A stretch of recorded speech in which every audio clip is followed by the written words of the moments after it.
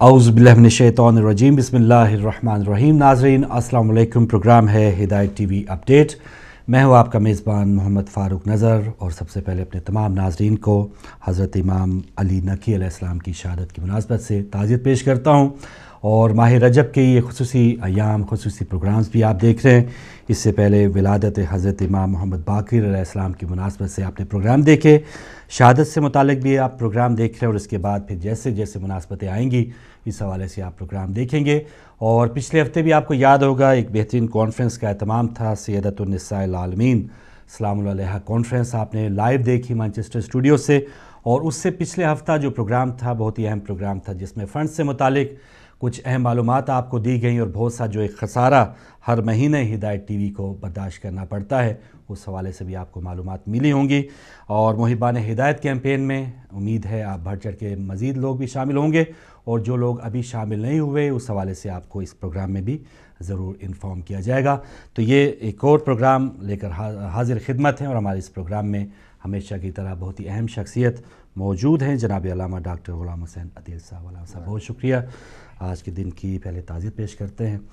और नाज़रीन कुछ ही देर में आपकी कॉल्स को भी हम खोलेंगे। उससे पहले कि जो पहला हिस्सा है अज़ान तक, उस हवाले से हम बात करेंगे जनाब अल्लामा साहब से। आज शहादत भी है उस हवाले से, और फिर हिदायत टीवी के इस वक्त जो अमूर जारी हैं इस हवाले से भी आपको ब्रीफ करेंगे। बिस्मिल्लाह। औज़ुबिल्लाहि मिनश्शैतानिर्रजीम बिस्मिल्लाहिर्रहमानिर्रहीम अल्हम्दुलिल्लाहि रब्बिल आलमीन अस्सलातु वस्सलामु अला अशरफिल अंबिया'i वल मुरसलीन व अला आलिहि तय्यबीन अत्ताहिरीन अल मासूमीन अल मुंतजबीन।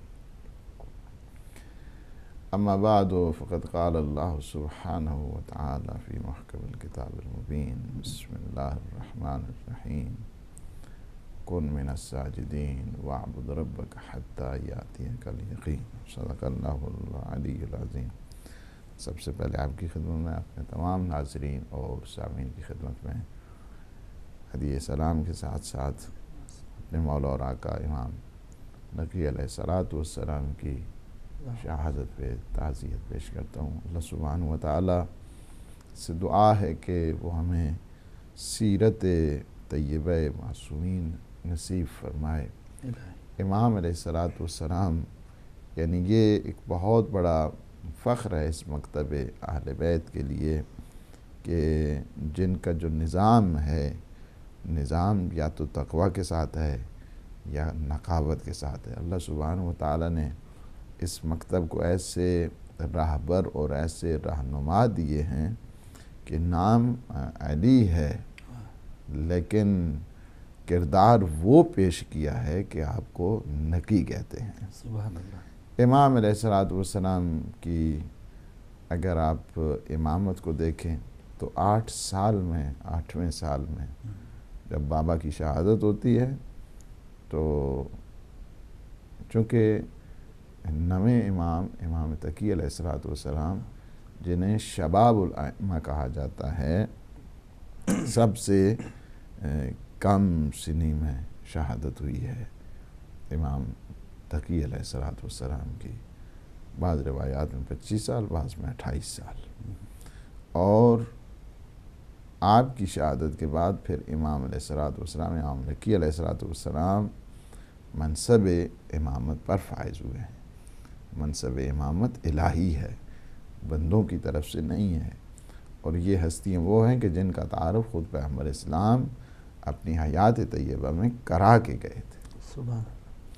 इमाम नकी अलैहिस्सलातु वस्सलाम पढ़े, जिनको अस्करियन भी कहते हैं, यानी 10वें इमाम को और 11वें इमाम को अस्करियन भी कहते हैं। अस्करी भी 10वें इमाम के उन अलक़ाब में से है। जिस तरह शाकिर भी आपके उन, हादी भी आपके उन अलक़ाब में से है, इसी तरह अस्करी भी आपके उन अलक़ाब में से है।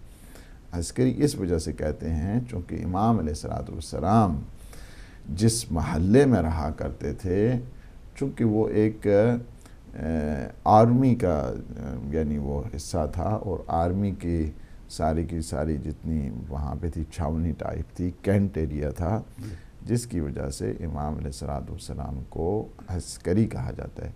دوسری جو وجہ ہے امام علیہ الصلوۃ والسلام کو جو عسکری کہا جاتا ہے وہ یہ ہے کہ جب متوکل عباسی نے اپنی رعب اور دبدبے کے اظہار کے لیے ایک جگہ اونچی سی اس نے انتخاب کی اور اس کے بعد اپنی جتنی فورسز ہیں اس کو جمع کیا تاکہ امام علیہ الصلوۃ والسلام پہ اپنا رعب اور دبدبے کا اظہار کرے، تو جب وہ ساری اس کی فورسز آ گئیں اور تو وہ ایک قسم کی اونچی جو جگہ تھی جہاں پہ اوپی ٹائپ وہاں پہ وہ تھا، اور امام علیہ الصلوۃ والسلام کو یعنی تنزیہ طور پہ کہتا ہے کہ یہ دیکھیں یہ ہماری فوج ہے، یہ ہماری آرمی ہے، یہ ہماری مختلف قسم کی فورسز ہیں۔ امام علیہ الصلوۃ والسلام کو خبر ہے، دلوں کے رازوں کو اچھے طریقے سے جانتے ہیں۔ امام نے فرمایا کہ اوپر نگاہ کر، اب تو نے مجھے نیچے دکھا دیا ہے، یہ تمہاری فورس ہے، اب اوپر نگاہ کر۔ اوپر نگاہ کیا تو ہر ایک اللہ کی نورانی مخلوق، ہر مخلوقات جن و انس و ملائکہ سارے کے سارے فرمایا یہ میری فورس ہے۔ سبحان اللہ۔ یعنی تم دنیا کو دیکھ کے کہہ رہے ہو تو یہ ساری کے ساری حکم امام کے تابع ہے، اس وجہ سے امام کو عسکری کہا جاتا ہے۔ عسکری کا جو لقب ہے، ٹائٹل نیم ہے، وہ اس لیے ہے۔ امام نے بڑے شفاق اور جابر ایک حاکم کے دور میں زندگی گزاری ہے کہ جس کا نام ہے متوکل عباسی۔ متوکل عباسی کے بارے میں سب جانتے ہیں کہ یہ وہ شخص ہے، وہ شفاق اور انتہائی جابر اور ڈکٹیٹر قسم کا فرد، اسی کے دور میں یعنی کربلا کی جو زمین ہے اور کربلا کی آبادی ہے، اور گنج شہداء ہے، شہداء کی قبور پہ اس نے حل چلوائے تھے۔ یہ متوکل عباسی ہے، متوکل عباسی۔ پھر اسی کے دور میں زراعت کی انہوں نے کوشش کی، جو شہداء کی قبور ہیں، کربلا کے شہداء کی قبور پہ۔ اسی کے دور میں پابندی لگائی گئی عزاداری پر اور زیارت سید الشہداء امام حسین۔ اسی کے دور میں اس نے کیا کیا کہ جب حال چلائے اس کے بعد قبور شہداء پہ اس نے پانی چھوڑا تاکہ وہ آثار جو قبور کے ہیں وہ مٹ جائیں، لیکن تاریخ اس بات پہ شاہد ہے کہ جب یہ پانی کو چھوڑا گیا تو ایک جگہ ہے کہ جسے قبہ سید الشہداء امام حسین علیہ السلام کا وہ قبہ، کہ جہاں پہ انسان جب جائے کوئی بھی دعا کرتا ہے تو وہ دعا اللہ کے ہاں قبول ہوا کرتی ہے۔ دوسرا یہ ہے کہ وہاں پہ انسان کی نماز بھی پوری ہوا کرتی ہے قبہ سید الشہداء کے نیچے۔ تیسرا یہ ہے کہ قبہ سید الشہداء کی سفارش تاکید خود معصومین کیا کرتے تھے۔ جب کوئی کہتے تھے نا کہ فرزند رسول ہم آپ کے جد کی زیارت کے لیے جا رہے ہیں، سید الشہداء کی زیارت کے لیے جا رہے ہیں، تو معصوم فرماتے تھے قبہ سید الشہداء کے نیچے ہمارے لیے بھی دعا کرنا۔ تو لوگ کہتے تھے، زوار کہتے تھے کہ مولا ہم آپ کے لیے دعا، اور میں پھر تمہیں پتہ نہیں ہے کہ قبہ سید الشہداء کی عظمت کیا ہے۔ تو جب اس نے پانی چھوڑا تو پانی وال بننا شروع ہو گیا، دیوار بننا شروع ہو گیا۔ یہ متوکل عباسی وہ جابر اور فاسق اور ڈکٹیٹر، یہ وہ اس دور میں، یہ میں نے ساری چیزیں آپ کو اس لیے بتائیں کہ آپ اس سے اندازہ لگائیں کہ کس دور میں امام علیہ الصلوۃ والسلام کی زندگی ہو رہی ہے۔ اسی نے امام علیہ الصلوۃ والسلام کو مدینہ سے سامرہ بلایا تاکہ وہاں پہ ٹھیک طریقے سے، اچھے طریقے سے مانیٹر کیا جائے۔ اس وجہ سے امام علیہ الصلوۃ والسلام کو پھر اس نے کئی دفعہ چھاپے مارے گھر پہ، ریڈ کیا گھر پہ، مختلف قسم کے جاسوس لگائے، یہ سارا اسی متوکل کے دور میں ہوا، اور امام علیہ الصلوۃ والسلام کو کئی دفعہ گرفتار کر کے لے گئے۔ ایک دفعہ کیا ہو گیا، یہ متوکل عباسی کے دور کی میں بات کر رہا ہوں، اور اس کی گستاخی اور جسارت کی آپ حد دیکھیے۔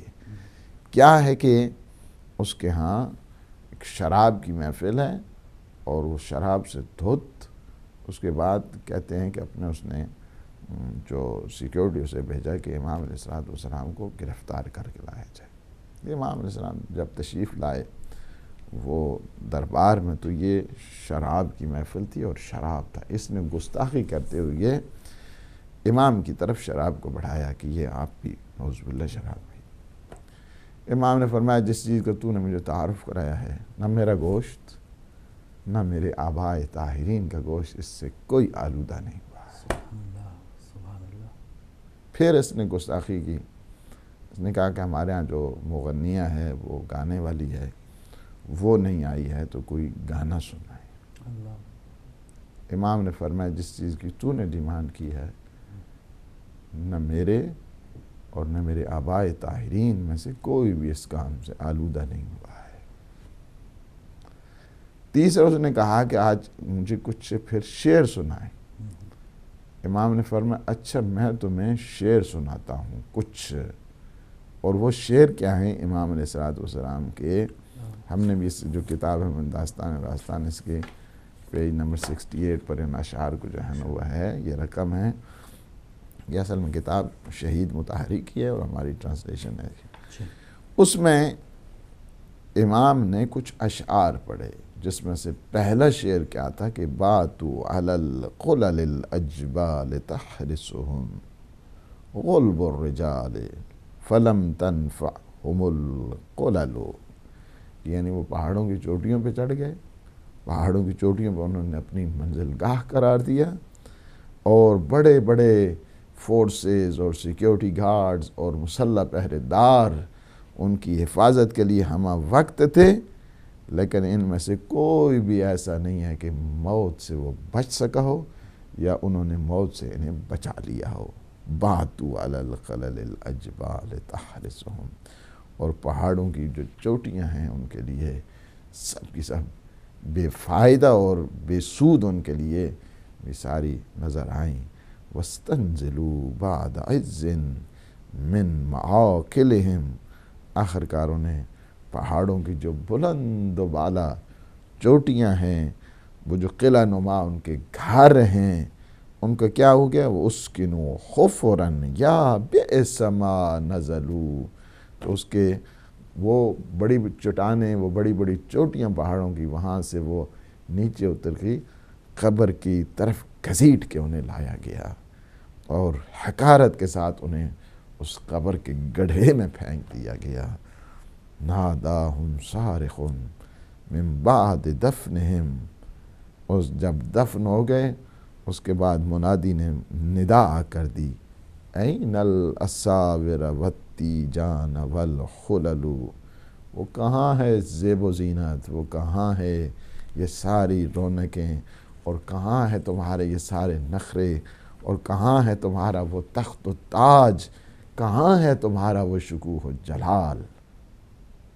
این الوجوہ التی کانت منعمتا من دونہا تضرب الاستار والکلل، کہاں ہے وہ ناز و نخوت والے اور نعمت میں پلے ہوئے وہ چہرے، وہ کہاں ہیں جو بڑے غرور اور نخوت سے خود کو رنگا رنگ جو پردے ہیں ان کے پیچھے لوگوں کی نظروں سے چھپاتے تھے تاکہ لوگ ان کے اس پروٹوکول کے ذریعے انہیں دیکھ نہ پائیں، اور بڑی بڑی ان کے ناز و نخرے ہوا کرتے تھے۔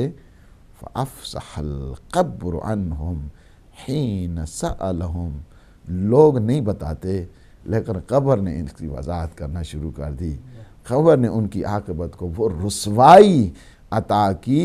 فَأَفْصَحَ الْقَبْرُ عَنْهُمْ حِينَ سَأَلَهُمْ، وہ ناز و نعم میں پلے ہوئے جو چہرے ہیں آخرکار وہ زمین کے جو کیڑے مکوڑے ہیں ان کی آماج گاہ بن گئے ہیں۔ تِلْكَ الْوُجُوهُ عَلَيْهَا الدُّودُ تَقْتَتِلُ، جو ان کے چہروں پر رینگ رہے ہیں وہ کیڑے اور مکوڑے۔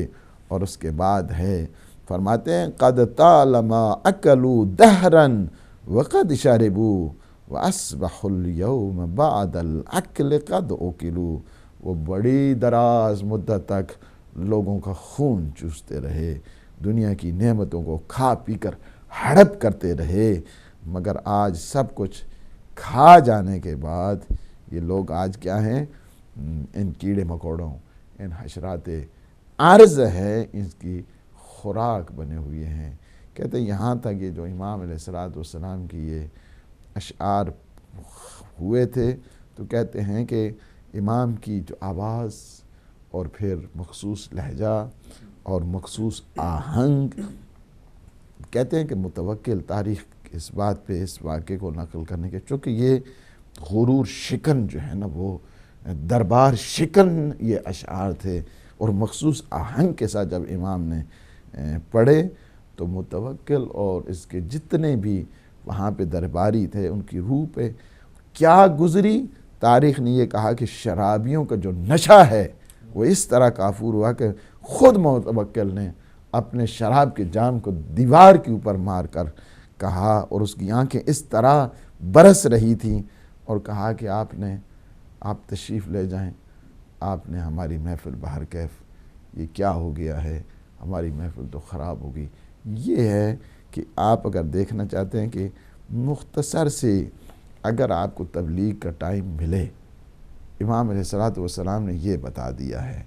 امام علیہ السلام یہاں پہ کئی قسم کے اور بھی اشعار پڑھ سکتے تھے، لیکن یہ بات بتا دی ہے کہ جب کسی کے غرور کو توڑنا ہو اور جب کسی کے ان ناز و نخروں کو توڑنا ہو تو اس کے لیے بہترین جو علاج ہے یاد موت ہے، تذکرہ موت ہے، اور یہ بتا دیا جائے کہ بالآخر یہ دنیا کے جہان فانی ہے، انسان کو بالآخر اللہ سبحانہ و تعالیٰ کی طرف پلٹ کر جانا ہے، تاکہ وہ قبر کو یاد کرے اور اپنی حیثیت کو سمجھے کہ میں کل قبر میں جاؤں گا، کہ یہ جو قبر ہے مختلف قسم کی صدائیں ہر روز دیا کرتی ہے.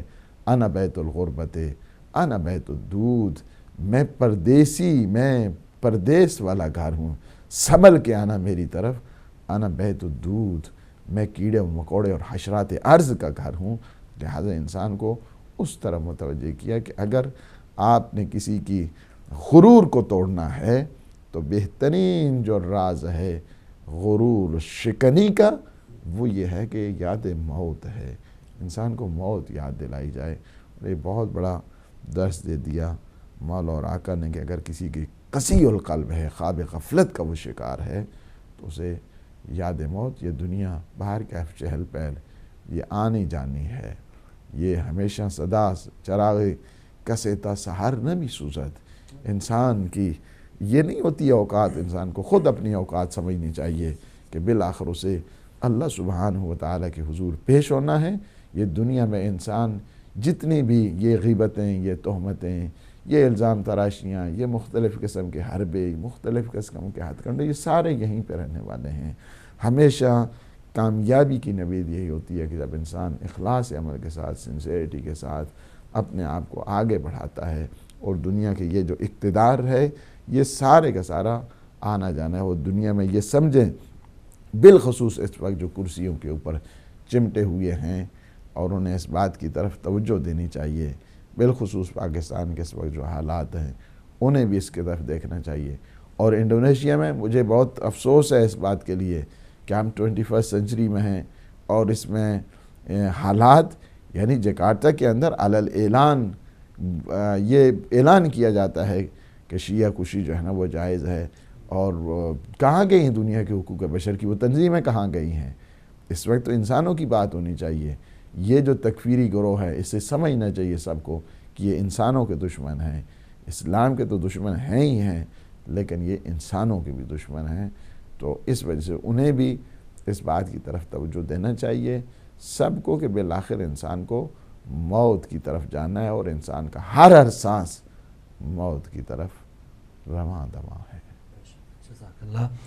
جی ناظرین، گفتگو آپ نے سنی، اور اولین جو پہلا حصہ تھا اس میں پاک امام علیہ السلام کا ذکر بھی آپ نے سنا. اگلے حصے میں جب ہم آئیں گے تو جس پلیٹ فارم پہ ہم بیٹھے ہیں تو بہت سے ایسے ایشوز، بہت سے ایسے پرابلم، مسائل اس کے چل رہے ہوتے ہیں، خاص طور پہ مالی مسائل، تو اس پر بھی بات کریں گے اس اذان بریک کے بعد.